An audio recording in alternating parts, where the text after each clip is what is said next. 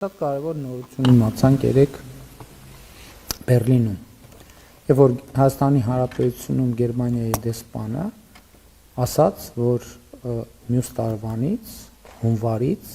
կամ գուցե փետրվարից Գերմանիայի դեսպանատանը այլևս հերթեր չեն լինի։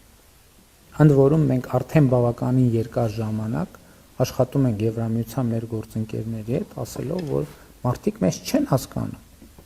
Որովհետև ասում են լուրերով նայում ենք, որ Եվրամիության հետ հարաբերությունները կարգավորվել են, իսկ միայն վիզա ստանալու դիմում հանձնելու համար մարդիկ 10 ամիս ստիպված են սպասել։ Եվ հիմա առաջին արձագանքը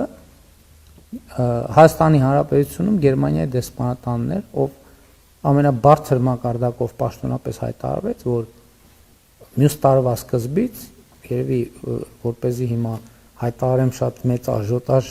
չլինի, լավ փետրվարից սենց ասեմ, այլևս հերթ ընդհանրապես գոյություն չի ունենալու։